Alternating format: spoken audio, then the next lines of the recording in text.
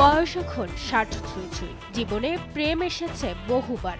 সঙ্গীতা বিজলানি থেকে শুরু করে ঐশ্বরিয়া রায় কিংবা ক্যাটরিনাদের মতো বলিউড তারকারা ছিলেন তার প্রেমিকার তালিকায়। তবে কোনো প্রেমী বিয়ে পর্যন্ত গড়ায়নি বলিউডের ভাইজান খ্যাত অভিনেতা সালমান খানের বেলায়। हमारे से नेटफ्लिक्स वालों ने शो निकाल के पहला गेस्ट मुझे डाला है। कमाल का पावर है। टाइगर अभी जिंदा है तो सही लेकिन आपके लिए नहीं। তার বিয়ে নিয়ে বহুবার সৃষ্টি হয়েছে আলোচনা সমালোচনা। দর্শকদের মনে তৈরি হয়েছে কৌতূহল। অবশেষে বিয়ে না করার কারণ নিজেই প্রকাশ করলেন এই বলিউড মেগাস্টার।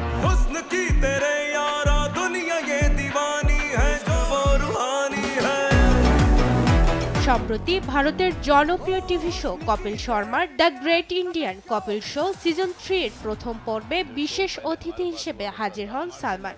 সেখানে জীবনের নানা দিক নিয়ে আলোচনা করেন তিনি। এক পর্যায়ে প্রশ্ন ছড়া হয় তার বিয়ে নিয়ে। मेरी शादी कर लेने में आपका क्या फायदा है? জবাবে সালমান বলেন, বিয়ে এবং বিবাহ বিচ্ছেদ দুটির জন্যই একটা বড় মানসিক প্রস্তুতি প্রয়োজন। দুটোই জীবনের একটা গুরুত্বপূর্ণ অধ্যায়, আর তাই দুয়ের পরই নতুন জীবন শুরু করা খুব একটা সহজ নয়। এক পর্যায়ে অভিনেতা জানান শরীরে তিনটি জটিল রোগ বয়ে বেড়াচ্ছেন তিনি। তাই তো বিয়ের সিদ্ধান্ত থেকে পিছিয়েছেন এই বলিউড মেগাস্টার।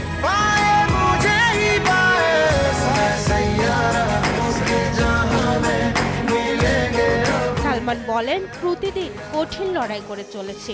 প্রতিনিয়ত নিজেকে স্বাভাবিক রাখার চেষ্টা করে চলেছি, যা খুব একটা সহজ নয়। এভি ম্যালফরমেশন, ট্রাইজেমিনাল নিউরোলজিয়া ও অ্যানিউরিজমের মতো 3টি কঠিন রোগ শরীরে বয়ে বেড়াচ্ছে। তিনি বলেন, বিরলে 3 রোগ থাকার পরও অন্যদের মতো স্বাভাবিকভাবে কাজ করছে, নিজেকে সুস্থ রাখার চেষ্টা করে চলেছে। প্রতিদিন মনে হয় আমার শরীরের একটা করে হাড় ভাঙছে, এতটাই কষ্ট হয়। এর মধ্যে বিয়ের মতো একটা সিদ্ধান্ত নেওয়া আসলেই কঠিন।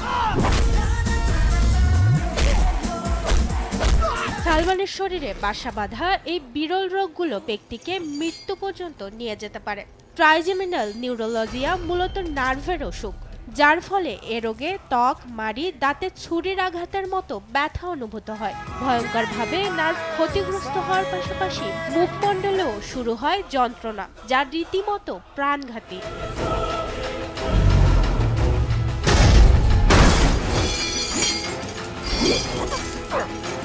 অন্যদিকে অ্যাভি ম্যালফরমেশনও শরীরে স্বাভাবিকভাবে রক্ত চলাচলের সমস্যা তৈরি করে। তবে শরীরে এত সমস্যা সত্ত্বেও বসে নেই সালমান। কাজ করে যাচ্ছেন পুরো দমে, আপ্রাণ চেষ্টা চালিয়ে যাচ্ছেন নিজেকে সুস্থ রাখার জন্য।